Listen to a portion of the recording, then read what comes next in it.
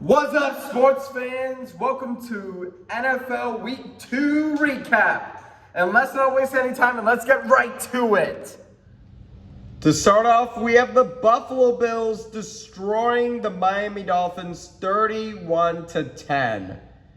The Bills just completely destroyed the Dolphins. They held them scoreless in the entire second half. On the Bills side, Josh Allen had a really good day. He threw for 139 yards and 1 touchdown, which is really good. And the biggest star for the Bills was James Cook, who had a really nice day, with 11 carries for 78 yards and 2 touchdowns. And he also had a receiving touchdown. I believe it was 43-yard touchdown. Oh no, it was 49. But for the defense for the Bills, the biggest star for the defense was Damar Hamlin.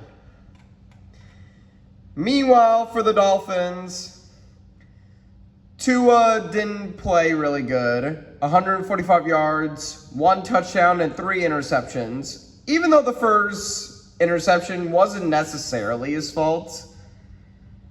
But honestly, the biggest takeaway for Tua is when he got a concussion when he rammed into Damar Hamlin.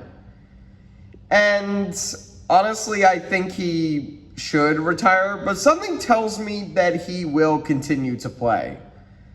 But honestly, I'm hoping for the best for Tua because he is a really nice guy. But honestly, if he wants to retire, then that's totally within his rights. But if he does not decide to retire, then that's going to be a risky decision on his behalf. But anyways, for receiving, Devon Achane recorded 7 receptions for 69 yards and 1 touchdown. Meanwhile, the rest of the Dolphins receivers didn't do anything.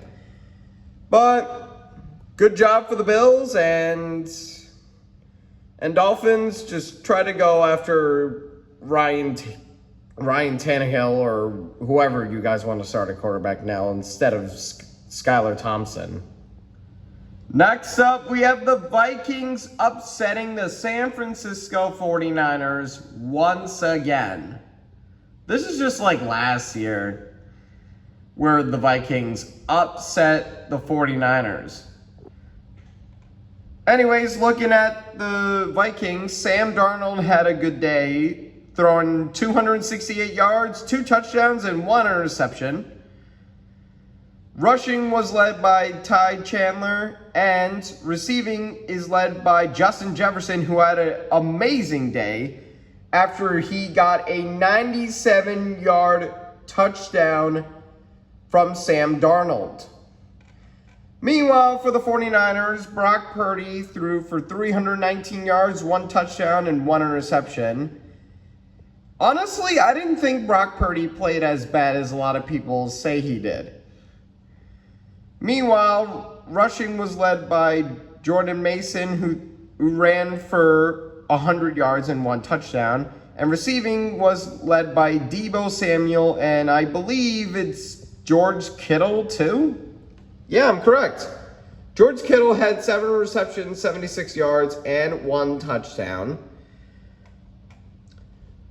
Honestly, congrats to the Vikings for having a great start, but do I think Sam Darnold is the real deal? I honestly have my doubts. But congrats to the amazing start, Minnesota, and good luck for the rest of the year. Next up, we have the Seahawks winning against the Patriots 23-20 in overtime. I'm going to be honest with you that this game was kind of boring. And I really didn't watch a whole lot of this game. But the biggest takeaway was DK Metcalf's 56-yard touchdown pass from Geno Stone. That was the only highlight of the game. Other than that, not much happens, really. And the only touchdowns from the Patriots was Jalen Polk, and Ramondre Stevenson. The rest were mainly just field goals, and the game went into overtime. And Jason Myers nailed a 31-yard field goal to give the Seahawks the win. And also, the Seahawks won this game on the same day Pete Carroll was celebrating his birthday. So, good for the Seahawks to start off 2-0 this season. Next up, we have the Commanders defeating the Giants 21-18. There's not a whole lot of great moments in this game, but Daniel Jones surprisingly played really well. 178 yards, 2 touchdowns. Jayden Daniels, on the other hand, won his first game as a pro, but he didn't have a single touchdown pass. But he had over 226 yards and had a lot of rushing plays for first downs. The Giants, they could have won the game if they would have converted those 2-point conversions twice, and Malik Nabers would have caught that catch on 4th and 4. Meanwhile, Devin Singletary played really well, and so did Brian Robinson. And yeah, that's all I can say from this game. So, a big win for the Commanders, getting their first win in the Jayden Daniels and Dan Quinn era. Next up, we have the Chargers destroying the Panthers 26-3.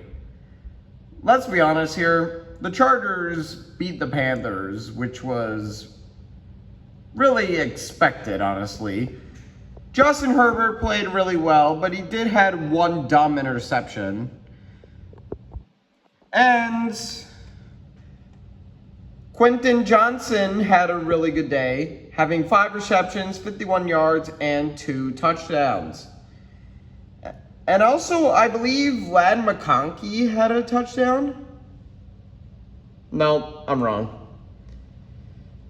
Yeah, so the only touchdowns were scored by the Chargers was J.K. Dobbins and Quentin Johnston. Meanwhile, for the Panthers, Bryce Young was once again terrible. 84 yards, 0 touchdowns, and 1 interception. He was so terrible that the Panthers decided to bench him for Andy Dalton. And also the biggest takeaway of this game was when he missed a wide open Adam Thielen. I bet Adam is secretly sick of Carolina and wants to demand a trade at some point. But anyways, nobody really played good, honestly. I mean, none of the running backs or receivers even cracked more than 70 yards, which is horrendous. And the only points were scored by the Panthers was, well, Eddie Pineiro, if I can pronounce his last name right. He scored the only points of the day for the Panthers, and that was in the 3rd quarter when he scored a 38-yard field goal. But anyways, congratulations to the Chargers for winning. And for the Panthers, I really hope Andy Dalton can really turn this team around, because Bryce Young is really, really terrible. Yes, I know he's young and he's in a bad situation, but he had a past to be terrible in his rookie season, but it's year 2 for him, and he's playing like garbage. And people are now comparing him to Jamarcus Russell, which is really unfair, honestly. At least Bryce Young actually tries, whereas Russell doesn't even try. But yeah, good luck starting Andy Dalton, Panthers. Next up, we have the Saints crushing the Cowboys at Dallas 44-19. Take it away, Stephen A.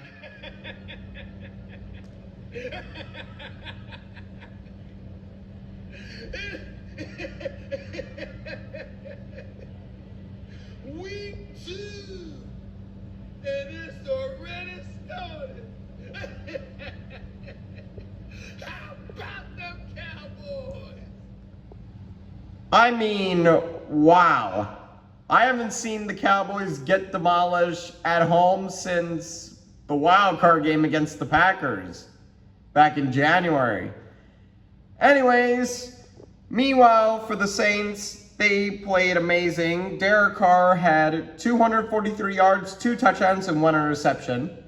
Alvin Kamara had an amazing day with 20 carries for 115 yards and 3 touchdowns. And receiving was led by Rashid Shaheed with 4 receptions for 96 yards and a touchdown. Meanwhile, for the Cowboys, Dak Prescott had somewhat good stats despite the final score.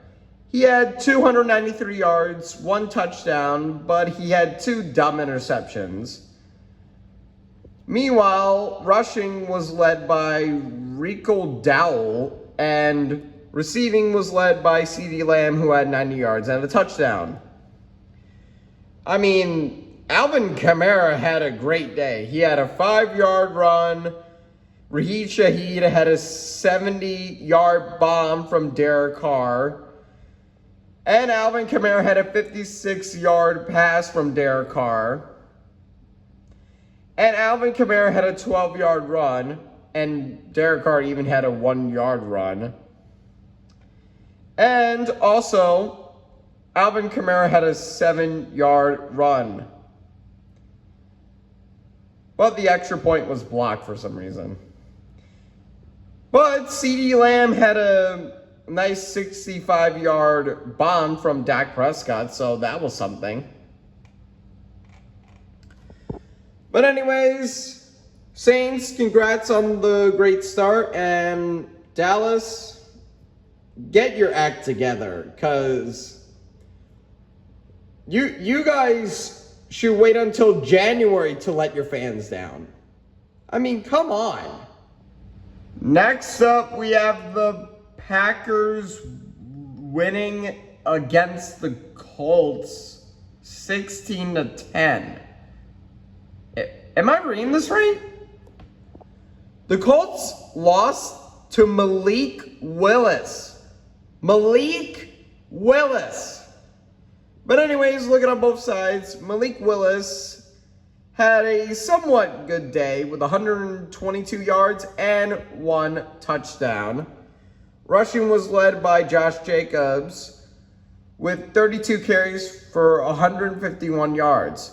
And receiving was led by Romeo Doubs with 3 receptions and 62 yards. And it looked like they had a good day. Meanwhile, for the Colts, Anthony Richardson played terrible. 204 yards, 1 touchdown, and 3 interceptions.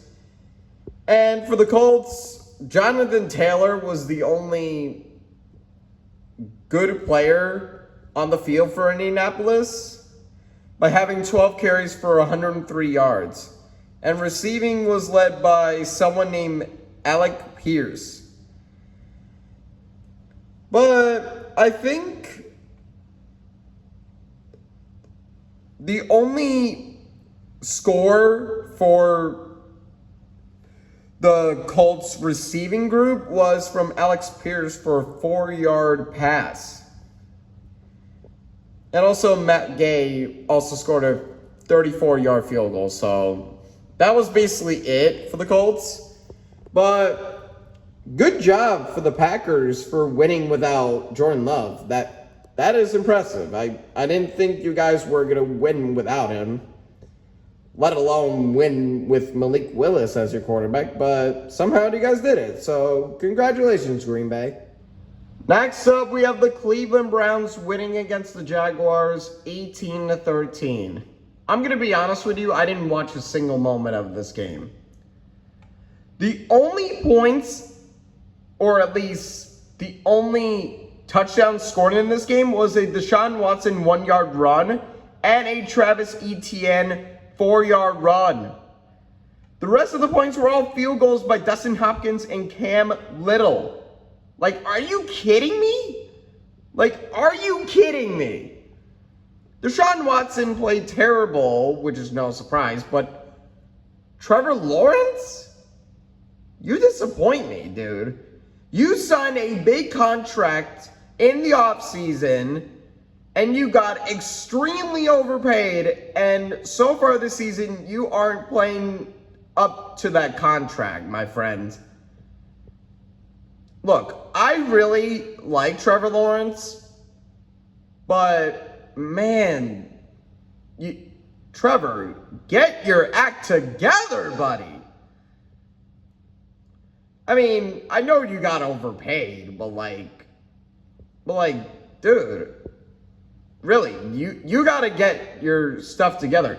You guys are 0-2 to start the year. And you got outperformed by Deshaun Watson. Deshaun Watson, who has, I don't know, a lot of sexual assault allegations against him, including a recent one after a loss to the Cowboys. But Deshaun Watson, if you're listening to this, I hate you. I hate you so much. But honestly, if you lose to the Cleveland Browns, you should be arrested immediately, because good things should not happen to bad people, including Deshaun Watson. Next up, we have the New York Jets winning against the Tennessee Titans 24-17. I'm going to be honest with you, I watched this entire game on the highlights, and my God, this game was kind of boring. Aaron Rodgers, he played good but not great with 176 yards and 2 touchdowns. Meanwhile, Will Levis played meh for most of the game with 192 yards, 1 touchdown, and 1 interception. But he had a really nice touchdown to Calvin Ridley for 40 yards. Meanwhile, for Breece Hall, he had a nice day by having a 26-yard pass from Aaron Rodgers. And yeah, that's all I can say about this game. So, congratulations, Jets and Titans. Try to get a win at some point, please. Next up, we have the Buccaneers winning against the Lions 20-16. As a Buccaneers fan, I'm happy we surprisingly won, but honestly, I felt like the Lions should have probably won this game. They honestly did pretty well in this game, and honestly, so did we. On the Buccaneers side, Baker Mayfield had a really nice day with 185 yards, 1 touchdown, and 1 dumb interception, which he threw in double coverage. Meanwhile, rushing was led by Baker Mayfield, who had a game-winning rushing touchdown, which was an 11-yard run. And receiving was led by Chris Godwin. But the biggest takeaway for the Bucs is that we kind of lost a couple of players during the game, most notably Vita Vea and Rachaad White. And now, next week, we're going to start Bucky Irving at RB1. But meanwhile, for the Lions, Jared Goff didn't play as bad as his stats indicates. He did throw 307 yards. He didn't have a touchdown pass and had 2 interceptions. Meanwhile, Jahmyr Gibbs had a really nice day with 13 carries for 84 yards. And Amon-Ra St. Brown led for receiving yards with 11 receptions and 119 yards. And yeah, most of the. And also, Chris Godwin, he was amazing in this game. He had a 41-yard bomb from Baker Mayfield. And he was mostly leading the team in receiving yards. Mike Evans, he kind of had a quiet night. Let me see. He had 3 receptions for 42 yards. Honestly, I know he was covered for most of this game, but man, he should have had a better night than like he should have. But for the Lions, however, on defense, the biggest player in that game was Aiden Hutchinson, who got to Baker Mayfield a lot of times. And he recorded 4 sacks, which was really good. And also, shout out to Brian Branch for also getting an interception for Baker Mayfield. And yeah, that's mostly it. So Detroit, good game. Next up, we have the Raiders upsetting the Baltimore Ravens 26-23.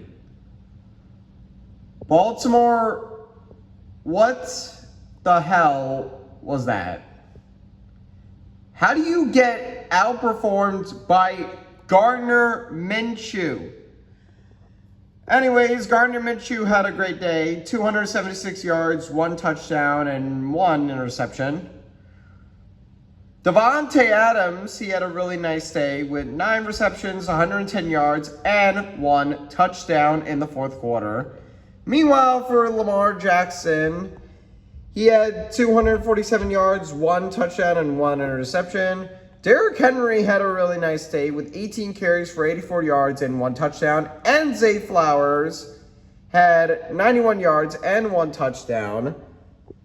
And aside from Zay Flowers, Justin Tucker was mainly doing the heavy lifting in this game.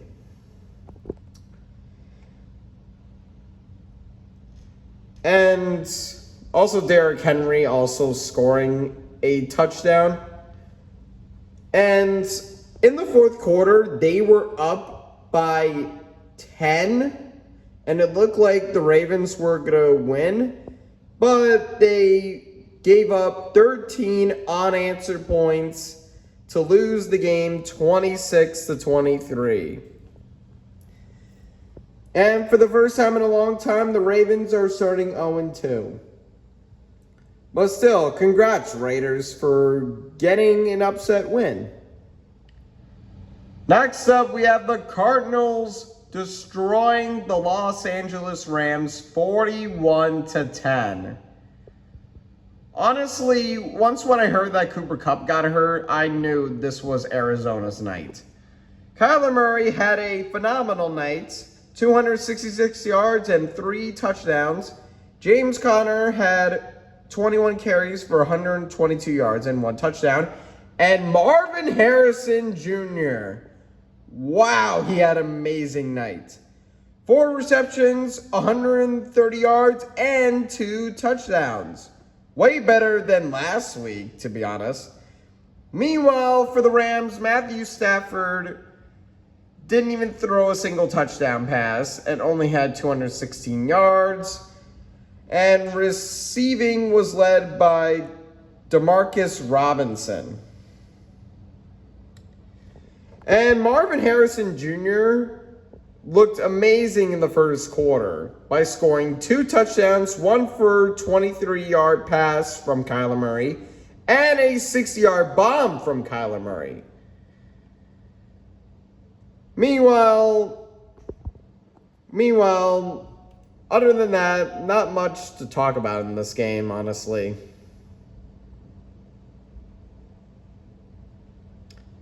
And also there was a Trey McBride 0-yard owned fumble return. That's kind of interesting. But yeah, congratulations Arizona for getting a huge win and actually using Marvin Harrison Jr. Meanwhile, for the Rams, they desperately need Cooper Kupp and Puka Nacua back ASAP. Next up, we have the Chiefs winning against the Bengals 26-25. I'm going to be honest with you, as a Bengals fan, this game was rigged.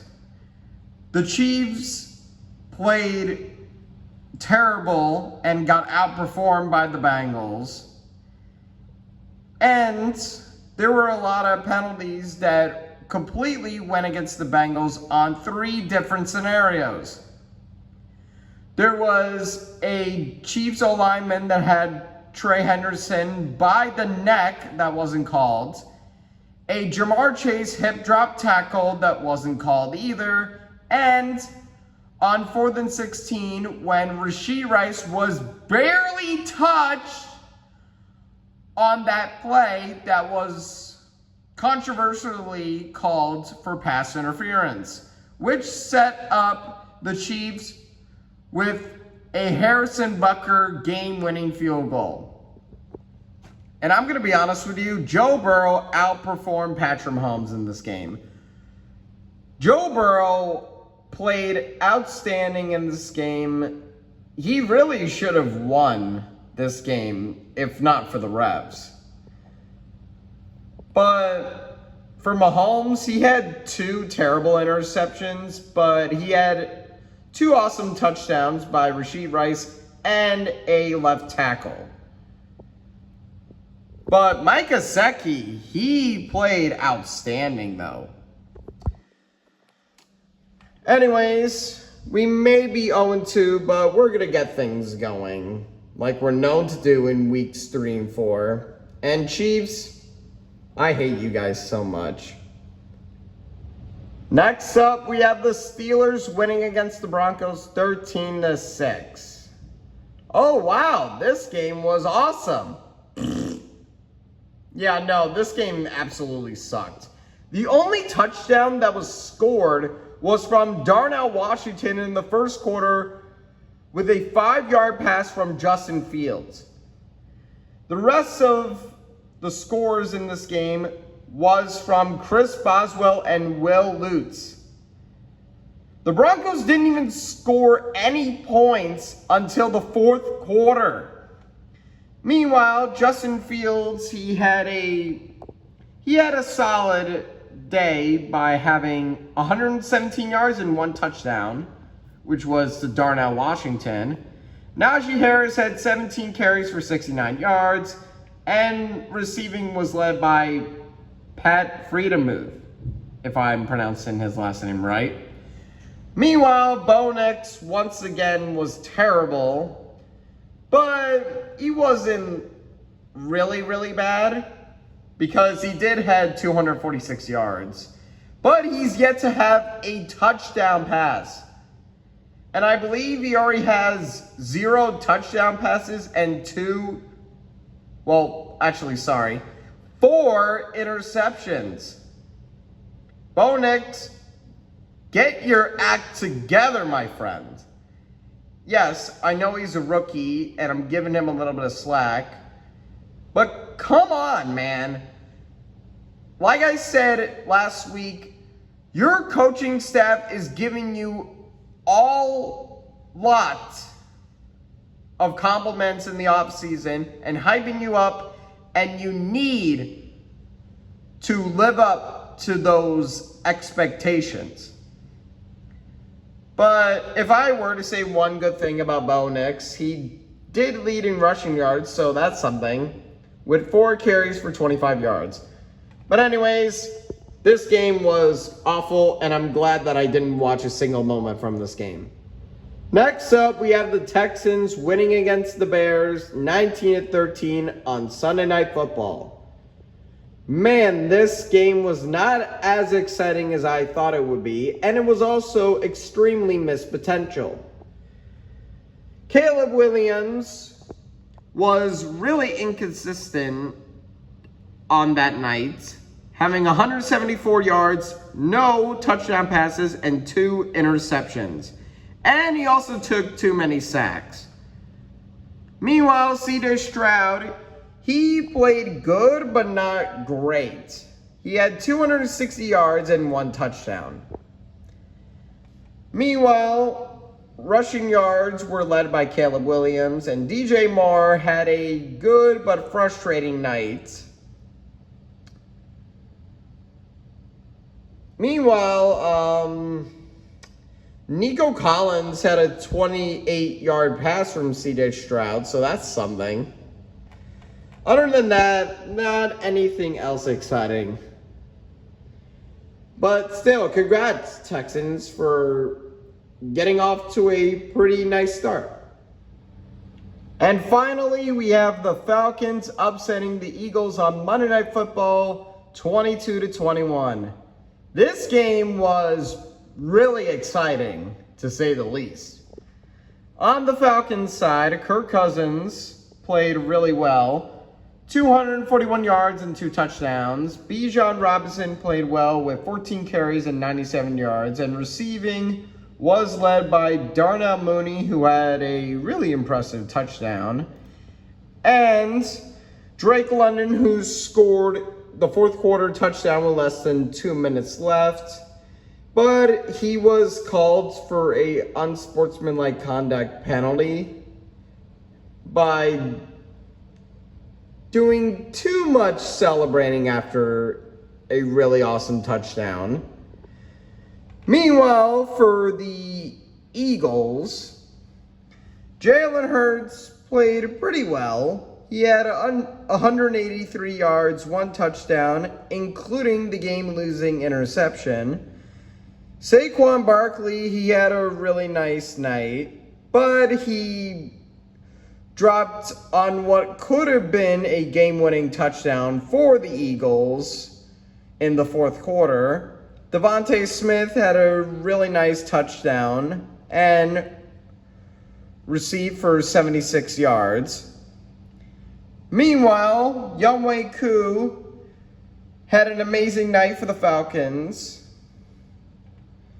by scoring a lot of field goals, including the extra point, which gave the Falcons the win. And yeah, so congratulations to the Falcons for winning 22-21, even though they really should have won last week. And Eagles, better luck next week. And that's going to do it for today's video. We'll see you next Tuesday for NFL Week 3 recap.